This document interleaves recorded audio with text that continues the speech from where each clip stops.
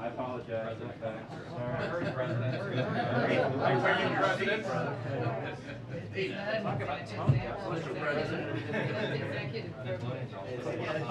You're right. She was much better. Much better. Yes, You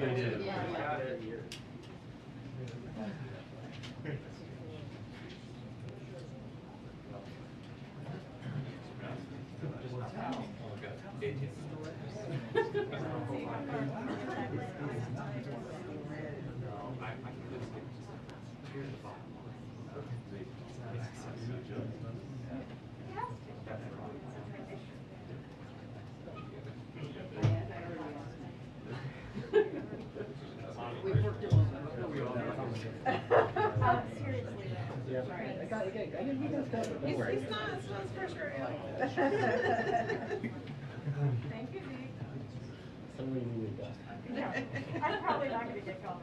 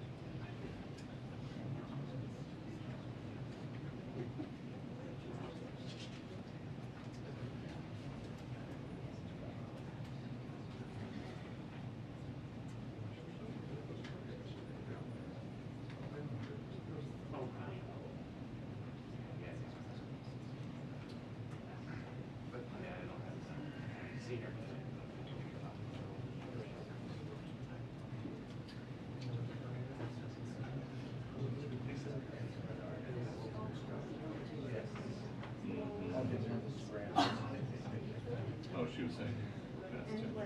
Well, fast. Of course, they bring in yeah.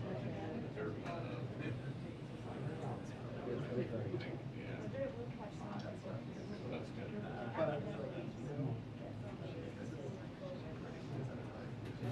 Yeah. 325. Maybe somebody with some bronchitis will get it. Where are we supposed to live?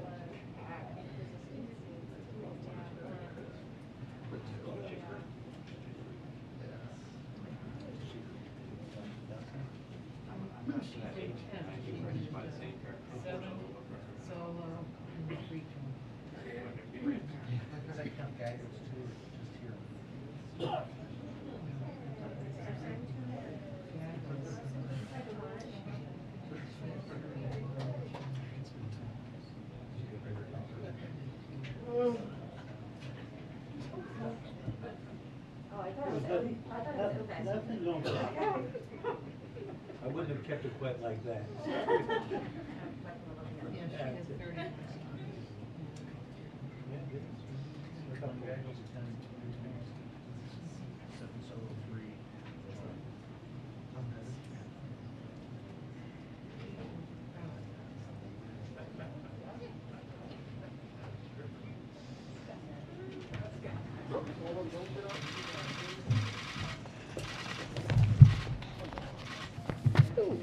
Good afternoon, everybody. Hello. I know that was a long 2 minutes. I apologize. Okay, let's get started. So before we start the briefing, I want to take a moment to recognize the lives lost and forever changed in Buffalo. Former Buffalo Police Lieutenant Aaron Salter, 55, is a hero, a security guard who engaged the suspect to save lives and was killed in the process. Ruth Whitfield, 86, was mother of Buffalo's retired fire commissioner, Garnell W. Whitfield. Ruth was the rock of the family, devoting her life to taking care of her 4 children and husband. Ruth was visiting the former commissioner's father in a nursing home, as she did each day, and she stopped at the supermarket to buy some groceries. Catherine Massey, 72, was a well-known community figure who wrote for her local newspapers, assisted in elections, and dressed up in costume as Mr. Broccoli to teach local school children to eat right. Pearl Young, 77, was a substitute teacher and a true pillar in the community who volunteered at a church food pantry every Saturday. Hayward Patterson, 68, a driver and church volunteer. Hayward worked as a driver who gave rides to residents to and from the grocery store and would help with their groceries when he was killed. Celestine Cheney, 65, a grandmother to 6. Celestine had been visiting her sister, and they went to the supermarket because she wanted to get strawberries to make shortcakes, which she loved. Celestine prized her role as a grandmother, survived cancer, and was a regular churchgoer. Robert Drury, 32, a resident of the Syracuse area. She was at the supermarket to get food for dinner while in town visiting her brother. She always was the center of attention and made whole rooms smile and laugh, her sister said. Geraldine Talley, 62, was doing her regular grocery shopping with her fiancé on Saturday when she was shot and killed. According to her niece, Lakeisha Chapman, she was the person who always put our family reunion together and mother of 2 beautiful children. Andra McNeil, 53. Andra was going to the supermarket to get a birthday cake, who used to check in on everyone. Margus D. Morrison, 52. Margus was a father of 3 and a Buffalo resident. We recognize their lives today and those lost, affected by gun violence this weekend in Houston, in Southern California, Milwaukee, and communities across the country.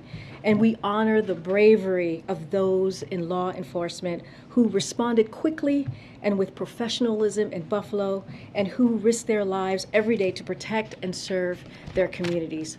Tomorrow, as you all know, the President and the First Lady will travel to Buffalo to meet with families of the victims, first responders, and community leaders. They will comfort the families of the 10 people whose lives were senselessly taken in this horrific shooting, and they will express gratitude for the bravery of members of law enforcement and other first responders who took immediate action to try to protect and save lives. Couple more toppers for you here, items for at the top.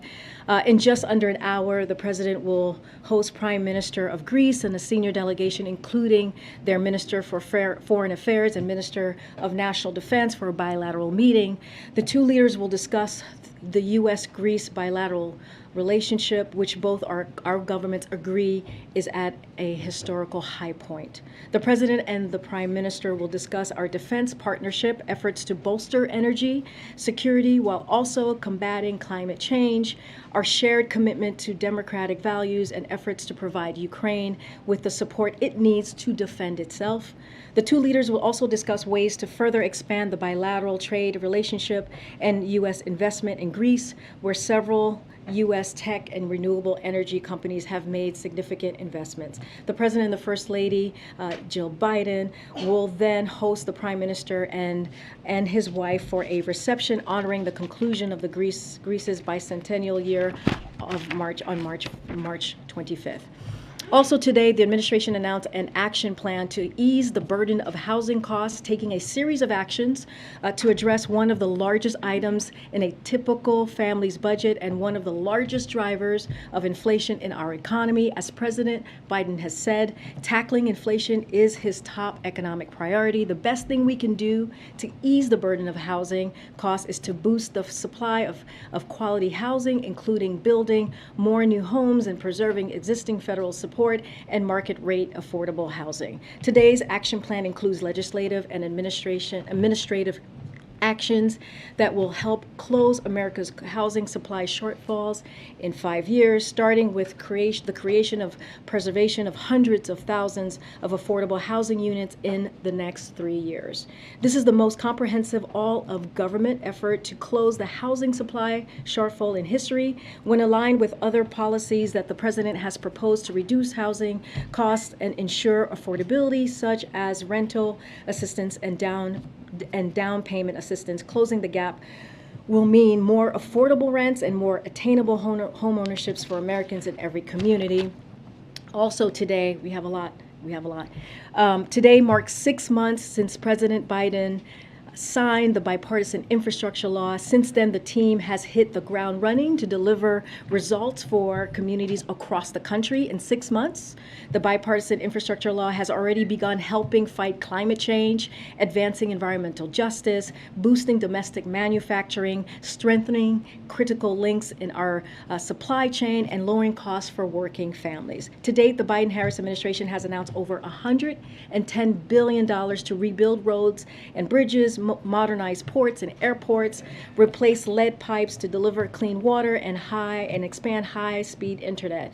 This includes funding for over 4,300 specific projects touching over 3,200 communities across all 50 states, DC and Puerto Rico as well. 53 states and territories have appointed state infrastructure coordinators, responding to the call from Infrastructure Coordinator Landrieu to appoint an individual to coordinate efforts in a state along with serving as a single point of contact for the White House infrastructure implementation team. The President, Vice President, and Cabinet have traveled on more than 125 trips to over 40 states, as well as DC and Puerto Rico, to demonstrate how the President is delivering on this once-in-a-generation opportunity. The last thing I promise, and then we'll go to your questions. But before I do that, I just want to say a few words about how honored I am to be here with all of you today in this role, in this room, standing behind this podium. I am obviously acutely aware that my presence at this podium represents a few firsts.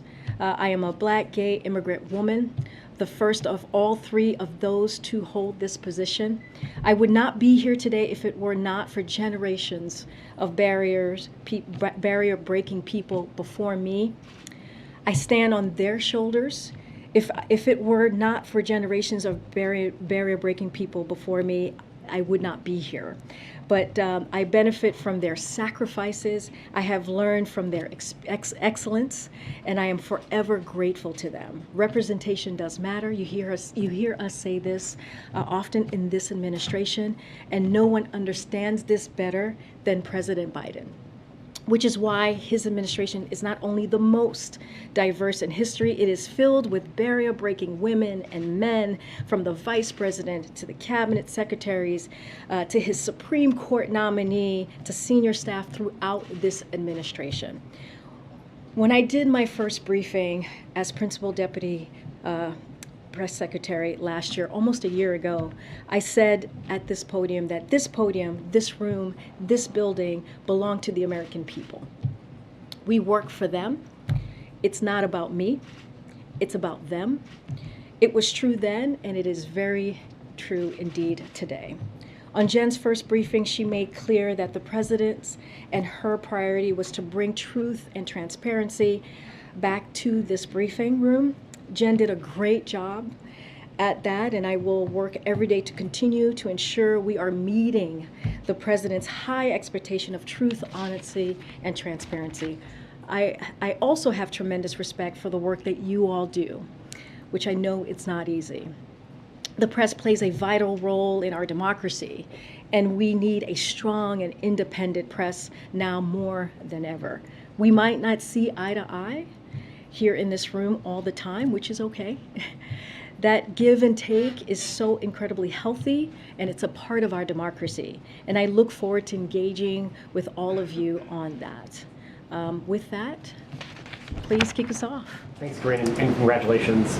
While you've been here before, it's your first as press secretary, so in that vein, I just want to ask you, do you view your primary role here as speaking for the president, and promoting his interest, or or you commit to providing the unvarnished truth to the American people so that they know what their government is doing on their behalf? I actually think that's hand in hand. I don't think there is any separation to that. As I said at the end of my opening here, the president believes in truth and transparency. That's what he expects from us.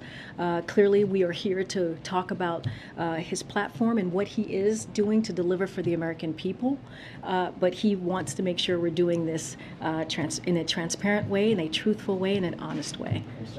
I know the pool has to gather at 3:30 for the event. I'm hoping you might be able to stay here and take questions for us. Absolutely. And then on a substantive note, this weekend's attack in Buffalo, the shooter's professed ideology echoed in some ways the hateful rhetoric espoused by the Charlottesville white supremacist protesters almost 5 years ago that motivated the president to run for this office back then, as he's often talked about. What more does the president believe he has to do and the country has to do to combat that sort of hatred? So let me just say, we still need to learn more about the motivation for the shooting as law enforcement does their work.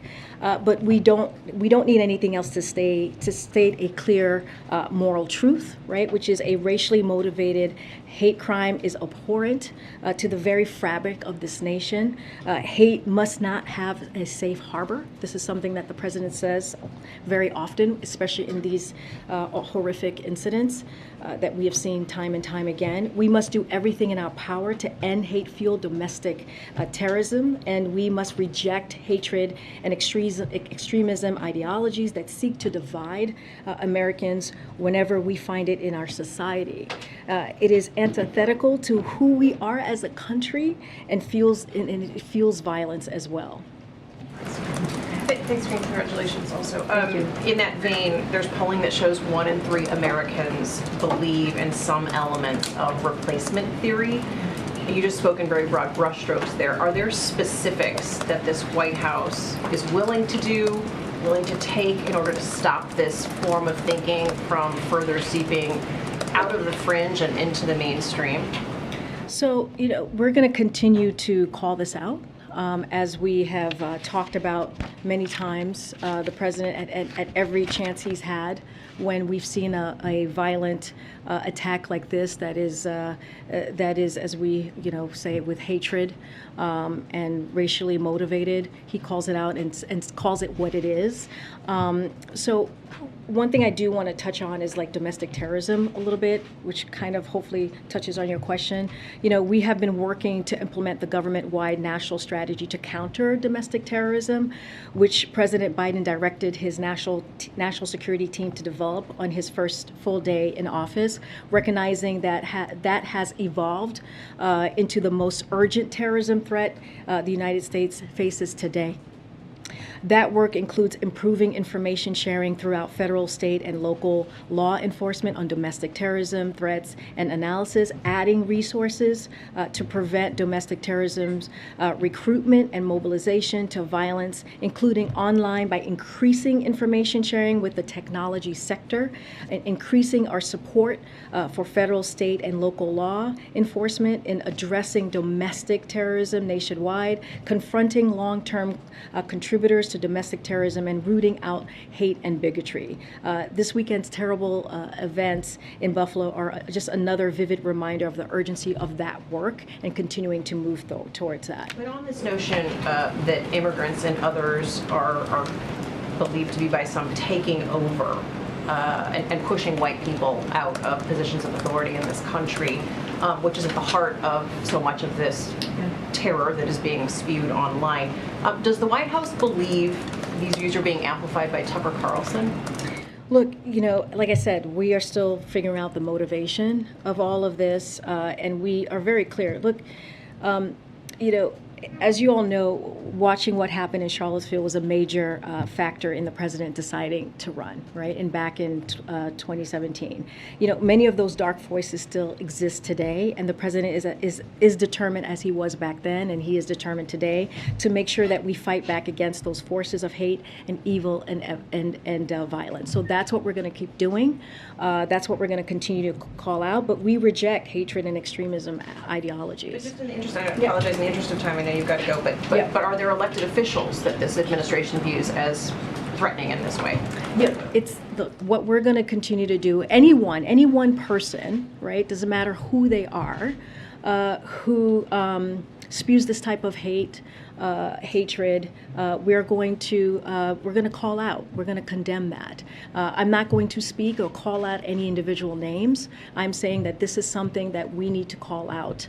And so this is what the president has been doing and will continue to do that. You saw him say that in his statement over the weekend, and that's, now he's going to go to Buffalo and visit with the victims that were affected by this violence that we saw on Saturday. Go ahead, Jay. Thanks for bringing it. Congratulations. Thank you. President Putin said today that Russia has no objections to Finland and Sweden joining NATO, which seems to be a shift in policy for them. What is the White House's reaction to that? And can you give us an update on U.S. efforts to help bridge the gap between Turkey and Finland and Sweden? So on the Turkey part, I'll take that first. I know that there was a question about how they were feeling or what the Turkish government said about Finland and Sweden. The secretary spoke to this again, as I just said yesterday, during his press conference in Berlin, a meeting with his counterparts in NATO. And so what he said is, we are confident we will reach consensus as an alliance on an entry process should they decide to apply. That was what Secretary Blinken said yesterday. I cannot speak for the Kremlin. This we believe we believe in NATO's open door policies and the right of each country to decide its own future, foreign policy and security arrangements. That's what we believe, and so we welcome the recent statements from governments of Finland and Sweden on their intention to seek NATO membership. We will strongly support these applications when they are formally presented in Brussels. Both Finland and Sweden are close and valued defense partners of the United States and of NATO. Secondly, when and why did the president decide to have additional troops sent to Somalia? Yeah, I know that was just announced, I believe earlier today. So the president has approved a request from the Secretary of Defense to reestablish a persistent U.S. military presence in Somalia to enable a more effective fight against al-Shabaab, which has increased in strength and poses a heightened threat. This is a repositioning of forces already in theater who have traveled in and out of Somalia on an episodic basis since the previous administration made the decision to withdraw. That was back in January 2021, as you might recall. As we've emphasized throughout his administration, we're approaching counterterrorism in a manner tailored to the particular terrorist threats that we see emerging from particular countries. Today in Somalia, we face Al-Qaeda's largest and wealthiest global affiliate, and one that holds substantial territorial safe haven. The decision to reintroduce a small but persistent presence was made first and foremost to maximize the safety and effectiveness of our force and enable them to provide better support of our partners. Additionally, our partners can benefit from our more consistent support and engagement in addressing the threat posed by al-Shabaab by having a small but persistent U.S. military presence. And while there is risk, it is manageable. That's the way that we are seeing this approach. DoD is working to elevate local conditions, including those following the Somalia presidential election yesterday, and is engaging partners in the region, including the Somali government, to determine the best way forward. Thanks, Karine. Two questions for you. Sure. One, there are some elected officials and media figures who are publicly espousing xenophobic, racist, and extremist views that may be helping to spread white nationalism. You just told my colleague here that you don't want to call out any names. Why don't you want to do that? Does that come from the president himself? No, I think because it doesn't matter who it is. If a person espouses hatred, we need to call that out. I'm not going to get into a back and forth on names and who said what. We're just saying if someone does that, if there's an individual that is espousing hate, xenophobia, just white supremacy type of extremism, we need to call that out. And this president has done that. He's done that at every unfortunate violent event that we have seen. As we know, Charlottesville, as I just mentioned, was the reason that he decided to jump into this election back in 2019. Can we just explain for people who are watching? Yep. For folks who are watching, Pool is departing. The president is getting ready to have his event. No, it's okay. I mean, you know, that would be a great first day. One for the books. The press gets up and walks away. But they did. The president is much more important than I am, for sure. Those of us who stayed will be rewarded, correct? I mean, I will. You guys all deserve rewards. How about that? Go ahead, Nancy. I'm so sorry. I'm sorry, MJ. I'm so sorry. Go ahead. On a separate topic, the president told my colleague Jeremy Diamond on Friday, when he asked if the administration should have acted sooner on baby formula shortage, if we'd been better mind readers, I guess we could have. This doesn't seem like a situation that would have required mind reading. As you know, the recalls date back to February. I believe Politico reported months ago that the FDA was first warned about the suspected bacteria issue as early as September. Are there any specific actions that this administration took, meetings, phone calls, briefings in February or any earlier to begin addressing this potential shortage? I mean, you've heard us talk about this. You've seen my colleagues on your networks talking about what we have done since February. We've been working on this 24/7. But I do want to give you a little bit of an update of where we are. So getting more safe and fit formula onto shelves across the country is one of the president's top priorities, right? This is something that he is focusing on very acutely. And again, I said 24/7, we have been working on this since we learned about this back in February. It's important to remember this shortage exists because Abbott closed a facility because of safety concerns from the FDA. The FDA is working closely with Abbott to bring the facility back online safely. That's the key here, safely. We want to make sure that this is done in a safe way. We are very close to having a path forward to safely reopening the facility. You can expect an announcement from FDA later today on that. That will go into more details. We're also moving as quickly as possible to safely bring in additional product from other countries as soon as today as well.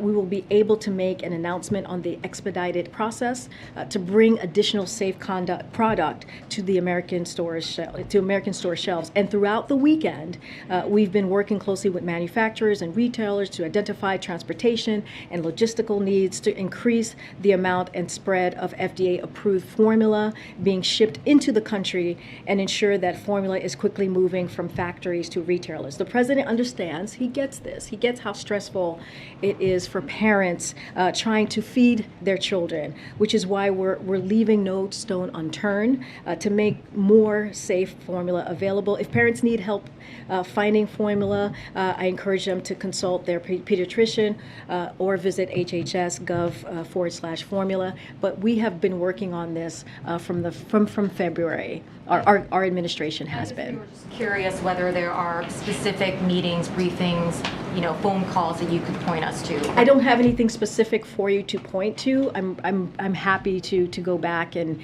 get that. Make sure that we are fully transparent on what we've been doing. But this is an important priority, a top priority for the president. His team has been working overtime to make sure that we get formula back on the shelves, and we want to do this in a safe way. And again, we cannot forget how we got here. Abbott closed the facility because of safety concerns from the FDA. The FDA wanted to make sure that formula was going out in a safe way, and that is the job of the FDA, and that is the job of this administration as well. And just very quickly on Abbott, Secretary Becerra said today, in terms of when things would be back to normal, that Abbott is the one that can tell you the timeline. We don't run their plants. Do you know if anyone from the federal government is currently at the plant or has visited the plant to get a sense of where things stand? I don't have any information about if anyone's on the plant. I can go back to our team and figure that out more specifically, but there are a lot of, what I can say is there are a lot of dates floating around out there, but at the end of the day, the infant formula market is tight because the Michigan Abbott facility is offline currently, which is what we're trying to do. This is the announcement that you guys will hear from FDA later today on how we're helping them to do that. We're taking a range of steps to get more supply onto shelves from domestic and international locations and offering a suite of resources to move supply onto the market.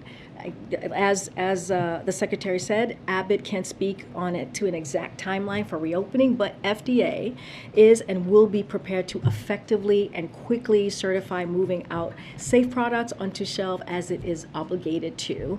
And so that is going to be our focus. FDA is going to work closely with Abbott and make sure that we get them running again. Go ahead, Nancy. Thanks, Corinne. Congratulations. Thank you, Nancy. When you talk about importing more product imminently, what is the criteria going to be for which formula can be imported? Will the administration allow formula that was not produced in FDA-approved factories overseas to be imported, or European brands, for example, that aren't currently sold in the U.S.? Okay. So as Dr. Califf was on various networks today, the FDA have said that it will release guidance as soon as today on how major formula manufacturers can bring in product that is not currently being produced for the U.S. market, as you're alluding to there, Nancy, and to your question. Companies will need to apply with the FDA, and FDA is prepared to review applications quickly and respond to them rapidly. FDA will prioritize review of applications that are most likely to be successful and will get the most formula to U.S. shelves as quickly as possible. All companies will meet the FDA's gold standard for quality control, and only safe products will come to America's shelves, as the FDA commissioner said and explained in detail this morning.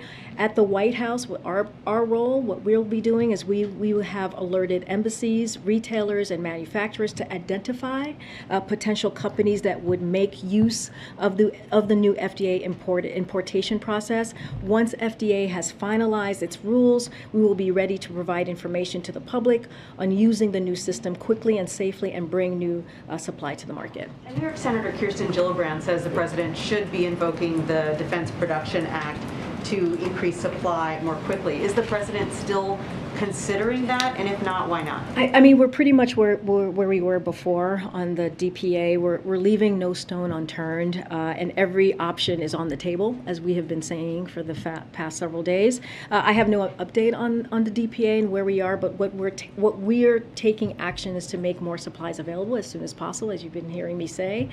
That is our priority, our main goal. That's happening by increasing imports, as I just laid out how we're going to do that process, and working closely with manufacturers to help them quickly ramp up production. And so that's going to be our focus. And then finally, when you say that you're offering these retailers and producers more assistance, what kind of assistance are you talking about? What kind of assistance can the White House or the administration provide to get supply to store shelves more quickly? Yeah, we're talking about logistical needs and any technical help is what we were talking about. But since the president calls on Thursday to manufacturers and retailers, which we read out, the White House has been in close communication to follow up on those conversations. The White House is having ongoing conversations with the 4 major infant formula to work with them to identify transportation, logistical, and supplier hurdles to increasing production of formula at their U.S. and FDA-approved facilities, to expand the amount and speed of FDA-approved formula being shipped into the country, and ensure that formula is quickly moving to retailers from factories. We are also in ongoing communications, as we talk about retailers here as well, with Target and Amazon and Walmart and other leading retailers for baby formula to identify parts of the country country that may be at risk of critically low supply of infant formula and have offered to work with manufacturers and retailers to bring more formula to those parts of the country, including the U.S. government transportation and logistical support. Last, we are also contacting suppliers to infant formula manufacturers to inform them that their materials are critical for boosting U.S. infant formula production, and they should prioritize their production and delivery. So essentially, in short, we want them to know we're standing ready to provide the resources or support needed to move safely to get this to the shelves as soon as possible. Go ahead. Yeah, COVID cases are up 61% in the last 2 weeks. Hospitalizations are up almost 25%. Is the White House concerned that the pandemic has not moved on from us? I mean, look, you know, Dr. Jha was here not too long ago. I think he very, very early in his tenure, he stopped by and answered all of your questions, and he said this is tricky, right, when it comes to COVID. And the thing that we have to remember, and we keep saying from here, is that people have to get vaccinated. They have to get boosted. That is the way to really start moving forward from COVID, and that's been the president's focus in putting together a comprehensive strategy to make sure that is happening. And that's why you've seen that success of more than 200 million people who have been vaccinated. And so we're going to continue to have that message. Again, COVID is tricky, right? This is a once in a generation pandemic, you know, and so, but what we're going to continue to do is do the job of the federal government and make sure that we keep the American public as safe as possible and communicate on what we need to do to move forward. In terms of that communication, Dr. Jha did come here, but it was a while ago, and the regular COVID briefings with the CDC director and other health advisors have fallen off a cliff. What is your view on whether these briefings should be happening? Well, I think they will be happening. I don't have any update for you on that. Dr. Jha is happy to come back. I think he's asked to come back to the briefing to speak directly to you, to all of you. I'm sure that they will be having a briefing pretty soon. I don't have any list in front of me to read out to you, but yes, it is important to continue to communicate to the American public, and we're going to continue to do that. Go ahead. A couple questions on Buffalo. We understand that the shooter did purchase his guns legally, but he did have a history of mental health issues and was held for an evaluation last year. So does the White House believe he should have been prevented from owning a gun because of that history, and how does the administration propose doing so in the future? So just give me a second, because I really want to touch on this. It's really important. Our nation is facing a mental health crisis, so it's important to call that. One that is worsened by acts of violence like the one we saw in Buffalo, that can traumatize communities, especially communities of color. And anyone seeking support in the wake of shootings like this should contact Disaster Distress Helpline at 1-800-985-5990. Help is available at 24/7, 365 days a week, day of a year, I should say. For people who are experiencing emotional distress related to any natural or human-caused disaster. We are committed to expanding access to mental health for all Americans. The American Rescue Plan made historic investment in mental health and substance use care, and in his first State of the Union, the President unveiled his vision for transforming mental health in the United States. His comprehensive strategy focuses on building a system that works for everyone by increasing the supply and diversity of the mental health workforce, connecting more people to care by lowering cost and other barriers, and creating environments that help prevent mental health problems and support recovery. While we are committed to this work, I want to also underscore that the overwhelming majority of individuals with mental health problems do not commit acts of violence. And so comments that make this about mental health only further stigmatizing mental health issues and detract from the other issues like gun violence that must be confronted in our society. So just want to make that clear that we are not stigmatizing. From owning a gun. I mean, look, this goes back to making sure that we have gun reform, right? This goes back to making sure that the president's going to continue to call on Congress to make that happen. And so, when it comes, I just wanted to make sure when we talk about mental health, we talk about it in its fullness. And like I said, not every not every individual that has a mental health problem commits acts of violence. So I just want to make sure that we don't stigmatize it. Another one. Would Sure. the president support the death penalty for the shooter if he's eventually convicted? Look, this is being investigated by the Department of Justice. I don't have. It's not my place from here, this podium, to go beyond that. Okay. Yeah, regarding gun violence, does the president plan to use his remarks tomorrow in Buffalo to push for gun control and gun reform? Or will that be a key part of what his message is tomorrow in Buffalo? So the president, is going to go.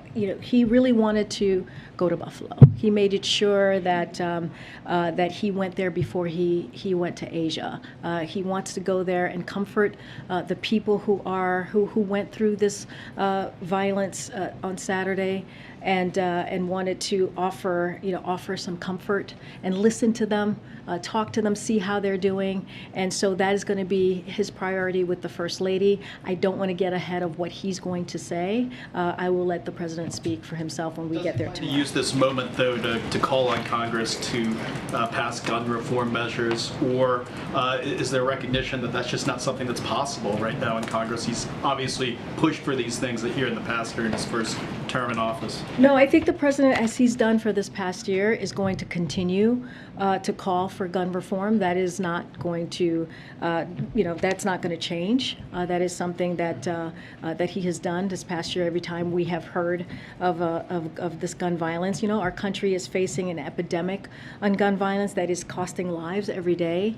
We saw that in Buffalo, as we're talking about, and in examples every day that might not make the news, but tear up families and communities. This is a top priority for the president, and it's been throughout his career. I do want to say that what we saw in the country this weekend are an urgent reminder of how important it is to have confirmed leadership at AFT.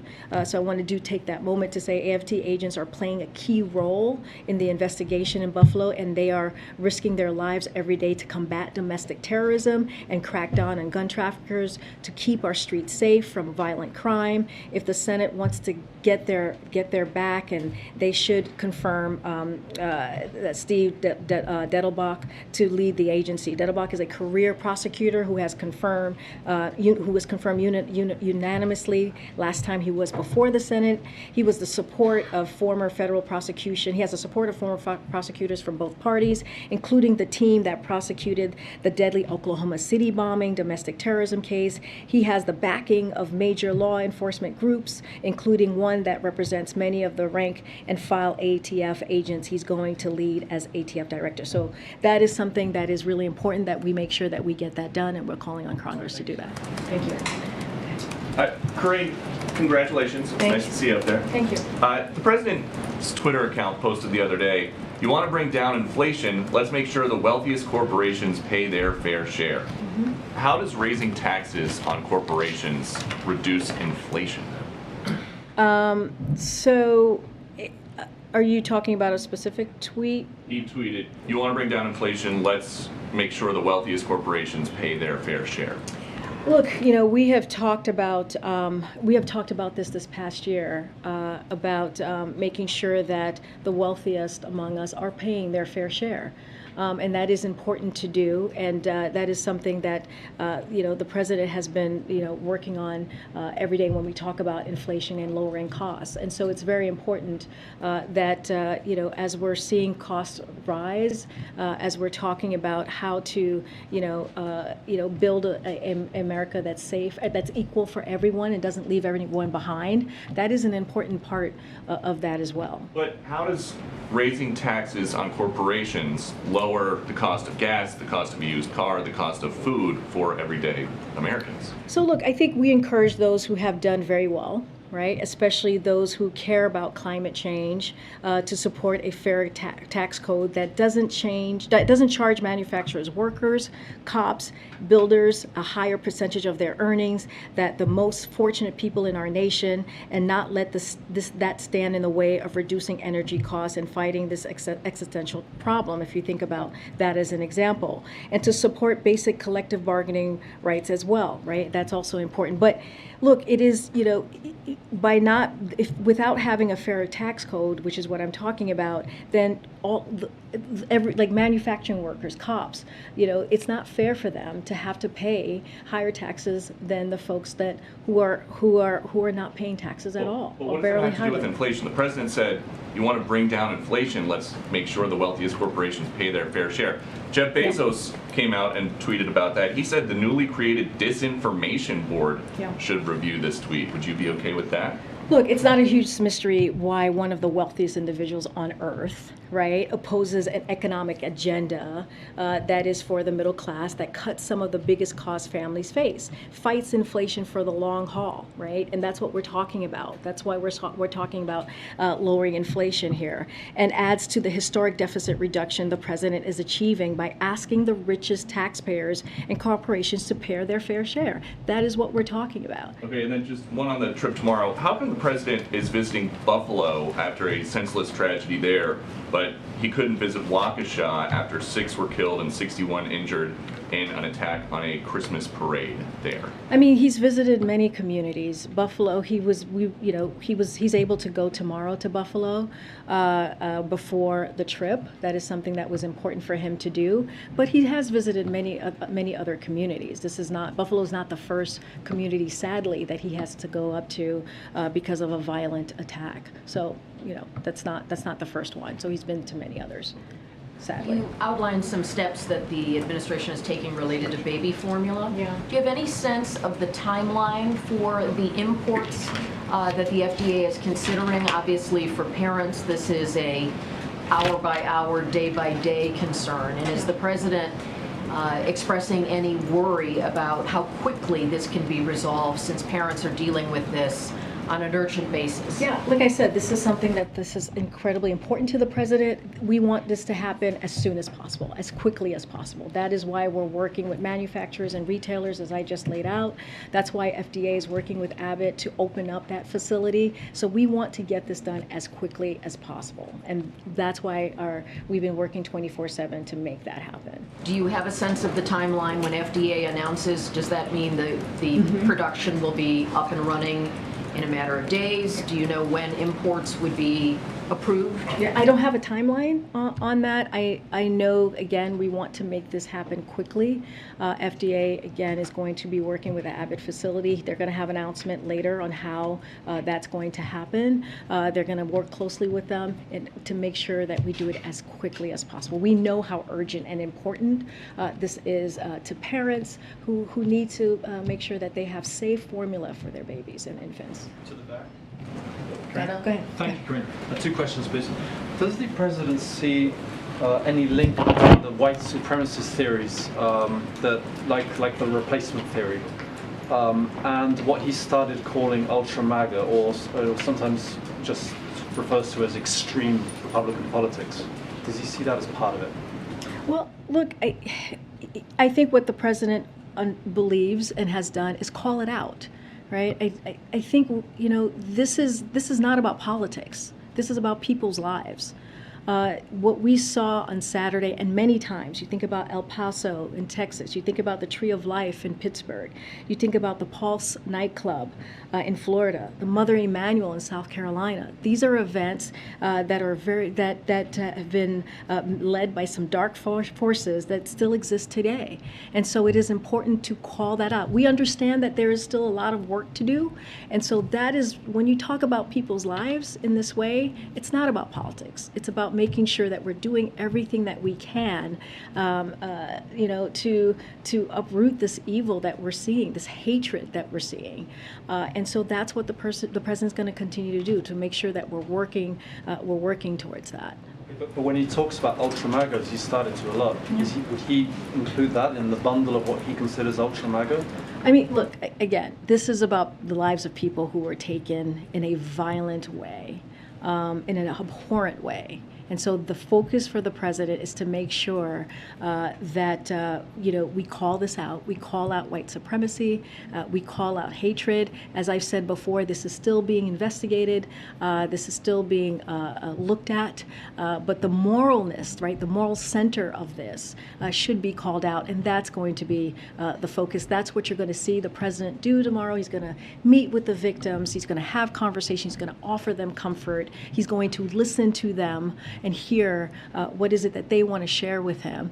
And he's going to continue to work with Congress and call on Congress to call folks to work on gun reform, which is really important here as well. I have a second question, very quick one, I promise. Is there any updates on whether Cuba, Nicaragua, Venezuela will be invited to the Americas Summit? And generally, when are you going to be announcing invitations? So I don't have any update for you on that, on invitations or when we're going to announce invitations or who's been invited. As soon as we have that, we'll promise to share. Okay, go ahead. Hey, congratulations. Thank you. Two questions on internal policy review, or internal government reviews that have actually fallen out of the headlines. The first is on the investigation of Border Patrol agents that in the, I guess, in September of last year, who were there for the Del Rio arrival of thousands of Haitian migrants. It's been 8 months at this point, and we don't have a conclusion of that review. The president had wanted accountability. He demanded it at the time. Secretary Mayorkas said that there would be a conclusion to that review within weeks. So why is it taking so long, and is there any urgency given the fact that the administration is now preparing for the arrival of potentially new surges of migrants? No, it's a very good question. I don't have an update on that. Department of Homeland Security, that's where you mentioned Secretary Mayorkas, that's where that review sits. And as soon as we have an update, I promise to share that, or they will share that. That would not come from here. I just don't have an update, but I understand the question. The second review that hasn't concluded, it appears.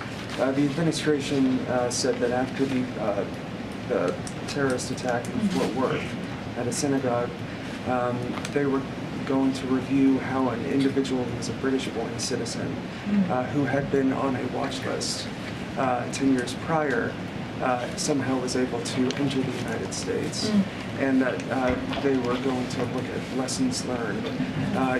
You mentioned how there are increased threats of foreign-born terrorism as well as domestic foreign terrorism. Where is that review? What lessons have been learned, and is that a priority for you? So I don't have an update on that. I will have to check in with our team to see if we have something to share on that particular review, and so I'll do that. I'll check in with the team, and you should reach out to us afterwards and see what we can do.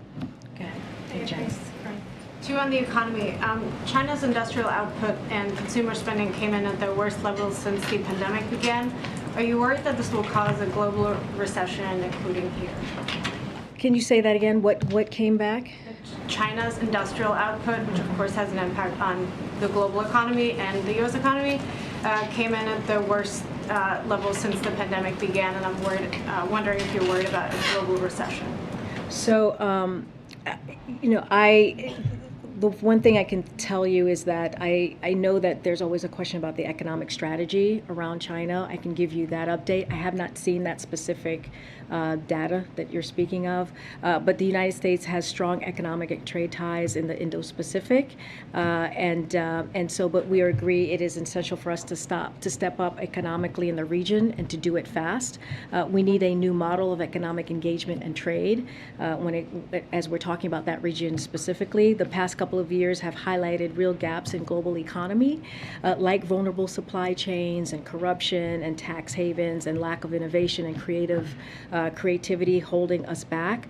The old models did nothing to address these issues that underpin our growth, and we will define the coming decades and our ability to deliver for our people. That's why we're working intensely on developing an Indo-Pacific economic framework. We've gotten a lot of interest from countries in the region. We've also spent months engaging Congress and labor. So as it relates to our economic framework, it's going to focus on building agreements with Indo-Pacific partners and one developing a modern digital economy, including opening the door for small and medium businesses, reducing supply chain vulnerabilities and diversifying our supply chains to drive investment that will create good jobs for people at home and in Indo-Pacific. 3, treating climate change like the economy issue it is by investing together in the green economy, and also building a fairer economy with tax and anti-corruption practices that level in the playing field, not just for workers, but also for businesses too. And that's kind of our economic strategy in the region. That particular data I have not seen yet, so I would need to check in with our team. And then one more overall on the economy. The dollar is very strong right now, and all indications are that it's damaging the domestic and global economy. And I'm wondering if you share that view and if it's time for the Biden administration to address this. Again, I would just going to have to check with our team. I've not seen that report, but I'll check in with our team on that. Quickly, the follow-up on the economic strategy in the Indo-Pacific. Is the president expected to lay that out on his trip there? I don't have anything new to share or preview for you on his trip. As you know, Jake is going to be here. Jake Sullivan, National Security Advisor, the President's National Security Advisor, is going to be here on Wednesday, and he'll talk more and give a little bit more depth on what's happening, what we're going to be doing, the messaging and the goals in Asia. We'll also have calls. As you know, we tend to do these background calls leading up to the trip, and those background calls will give you a little bit more information on Indo-Pacific, what the goals and what we're delivering. I don't have anything specific on that. Go ahead, Stephen. Probably a good question for Jake, but I'll ask you because it's timely. Does the White House have a response to the India move over the weekend to block wheat exports? I don't have an update. I don't have anything for you on that. Yeah. Karine, yes. On the several civil rights groups are calling for a forum, a summit on hate crimes. Is that something you all are considering? Yeah, we've heard of this of the summit. I don't have anything for you to preview or to confirm on if we're going to have that summit here at the White House. Clearly, we're constantly talking to organizations and leaders in the communities and having constant dialogue, but I just don't have anything new on that. This morning, the Supreme Court ruled against a man who immigrated from India, and they ruled that he was deportable essentially because he checked the wrong box on the driver's license application. Is that a case that the Biden administration might try and intervene on, or what do you think of that decision? My guess is it's going to go to, that would be a Department of Justice to decide, not for us to decide on, and so I would refer you to DOJ. Go ahead. Thank you, and congratulations. I was hoping you could offer a little more of an explanation about something you said earlier, where you said that though you did not want to call out by name individuals who had been espousing racist theories that could be fueling violence. I guess my question is, why not? Particularly if they're individuals who have very large platforms and theoretically carry a lot of influence. This would be people accused of doing so include the #3 Republican in the House and the host of the #1 cable news show on television.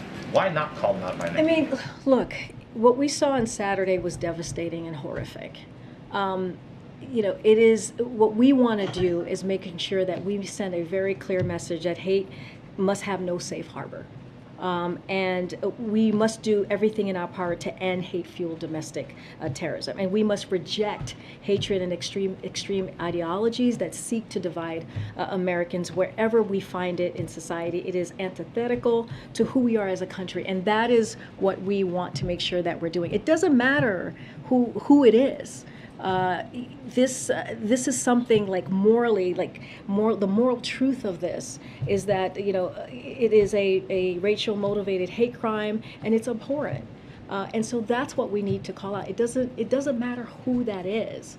And that's what we're trying to make clear here. We're not going to get into politics here about this. We want to make sure that we're calling out what we're seeing. These are people's lives. At the top of this, of the briefing, I talked about 10 people.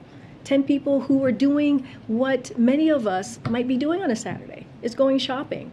You know I go to the supermarket with my 7-year-old very often. If it's not on a Saturday, it's on a Sunday before the week starts to get what we need for the week. I mean, this is what happened to everyday people from 20 years old to 86 years old. That's what we saw on Saturday. And so we need to call that out and do everything that we can to really deal with this issue. And we know we have a lot of work to do. But you know, it matters to some, right? It does matter to some people who it is that's calling it out. And when you don't call out the individual, they feel as if you're backing away from the issue. No, but we're not. That's to the point. No, we're not backing. How are we backing away from the issue? Because you won't name who it is. But here's the thing, we're calling out what is happening. We're going to the heart of the issue, the hatred of the issue. Why, but I guess my point is, this is a president, right, who decided to run because of what he saw in Charlottesville, right? And he talked about the soul of the nation. And it was something that propelled him to jump into the 2020 primary because of what this showed, because it was, again, against who we are as a country, as he believed it to be. And so, it is something that is important to remember, and this is a president that calls it out every time we see this horrific violence. And it's not about, once you get into calling out people's names, then you move away from that issue, right? You move away from that issue. So that's why I'm not going to do that from here. I'm going to focus on, as I did when I started, the 10 lives that were murdered, everyday people doing everyday things, and that is why the president's going to Buffalo tomorrow. Go ahead, April. Corinne, first of all, congratulations. Two polar opposite questions. One, I know. Oh boy. One on the issue Saturday, but I'm going to take it in another vein that you just mentioned. Yeah. The president ran on the issue of the soul of this nation. Yeah. Charlottesville. He speaks now of equity and inclusion. He's strengthened civil rights in DOJ. He's strengthened civil rights in other departments in this White House. Yeah. But where are the teeth when it comes to changing this hate that has been plaguing this nation since the inception of this nation?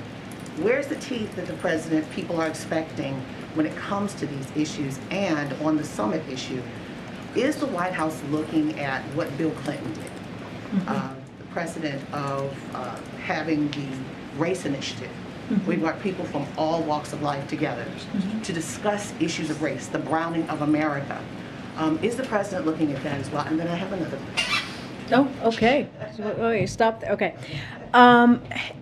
This is a president that has been very clear about race in this country, right? When he walked in, he talked about the multiple crises that were facing us as a country. He talked about COVID, the economy, climate, and where we are with race. And he's called it a crisis. And he made it a point in his administration, what he can do on the federal level to really deal with that in a way that we've not seen before. One of the first things that he signed when he walked into this presidency is an executive order to make sure that there's fairness, equality, and representation in the federal government, in federal agencies. And that is something that Susan Rice and her team, the Domestic Policy Council, has taken on. And they've made that a priority. Look, I know, April, and we all know, there's still so much work to be done. This president is committed to that work. And he has not shied away from it. He has called out the hatred that we have seen, the violence that we have seen when it comes to racially motivated attacks. He's been very, very clear on that. Is there more work to be done? Absolutely. Is the team here looking to see what else we can do? Absolutely. And so we're just going to continue to do that work. But I do want to say, tomorrow, the president wants to go to a community. He wants to grieve with them, and he wants to send a message to the entire country that we stand behind them and with them. And that is so important as well as a president. He will try to bring some comfort to the community, particularly to those who lost loved ones. And we hear him discuss some of things he said Saturday about the hate must have no safe harbor. You heard me say that. It's probably the third time I've said this in this briefing, and it really does. It doesn't in this country. And so any racially motivated hate crime is abhorrent to the very fabric of this nation. And so that's what you're going to see him do, and that is going to be the focus tomorrow. And the second other opposite question, you're making history. No. Yeah. On so many levels. So many communities are so proud of you. We're hearing it on social media everywhere. You're the first. What does that mean for the broader community, particularly Washington, white male dominated still, even though we had the first black president? The broader society that is majority does not look like you. No. What does this say? Because it's not window dressing. It's more than that. It's a very good question, April. I'm going to answer it in a kind of a personal way, if that's okay, since you asked it in a personal way. So I have not read a lot of the things that have been written about me because I wanted to focus on the work at hand, and I do believe it's not about me. It's about this place. It's about what the work that I have to do every day, that we all have to do as a team to make sure that we communicate with you and communicate with the broader public. But there was something that moved me, and I think this speaks to what you're asking, which is there was a story about my elementary school. I went to Franklin Middle School, elementary school in Hempstead, New York, and they did a story, and they went to the class, I think I was in 6th grade when I went there. I went for 1 year, and they talked to the students about me and this moment and this administration too, which is very important because I don't think I would be here. Yes, I stood on so many shoulders, but it does matter who sits in the Oval Office as well. That is very, very real. And these kids wrote me a letter, and in the letter, they talked about how they can dream bigger because of me standing behind this podium. And that matters. Like, as I started out in the beginning, representation matters. And not just for girls, but also for boys. And so what I hope is that young people get to dream big and dream bigger than they have before by seeing me stand here and answer all of your questions. And have a healthy dialogue as I discussed. And so I think it is important. And so I appreciate the question. Thank you. I have to follow that, unfortunately, with some questions about Somalia and Ukraine. Okay. But first, happy first day. Let me just ask you. And now? And now? Yeah, now going on. Okay. Somalia. All right. It's a bit of a hard left, sorry. No, it's okay. That's what this is all about. It's okay. It's okay. Has President Biden spoken to Somalia's new leader? Did he or does he plan to congratulate him? And has there been any leader-to-leader discussion about the new troop deployment? Okay, so I'll say this, and I think I said earlier that having making sure that we're engaging with partners in the region, including the Somali government. So I did say that about the announcement about what you're asking me here. But on the election, I want to get back to that. We congratulate the Somali people and their new president, who was sworn in last evening. As you know, Somalia now has an opportunity to focus on the political, economic, and security reforms necessary to advance the interests of the people of Somalia. We encouraged their new president and all the Somalia's leaders to prioritize strengthening democratic governance and institutions, developing security forces to defeat terrorism, enacting economic reforms, and facilitating the delivery of humanitarian aid to the millions of Somalis suffering from devastating drought. We look forward to the timely formation of a new government and to partnering with Somalia's leaders to achieve our shared goal to a peaceful, democratic, and prosperous Somalia. Move on to Ukraine. So have the two presidents spoken yet? I don't have a conversation or a call to preview for you. The president has said he wants to go to Ukraine for a visit. Any movement on that issue? I know that, to your point, he wants to visit Ukraine clearly in the future, but there's no plans to go at all at this time, I should say. He sent Secretary Blinken and Secretary Austin to Kiev to demonstrate our unwavering commitment to Ukraine, and the First Lady, as you all know, went for Mother's Day to send an important message that the American people stand with the people of Ukraine. You know, the president, as you guys know, because we've read out some of these calls, speaks to President Zelensky and leaders around the world regularly as we organize the world's response to Russia's invasion. Thank you. Oh, okay. Thank you so much, guys. I'll see you on Wednesday. Hopefully I'll see some folks in Buffalo, and we'll do this again. Thank you all. Thank you. Thank you, everybody. All right. Thanks, guys.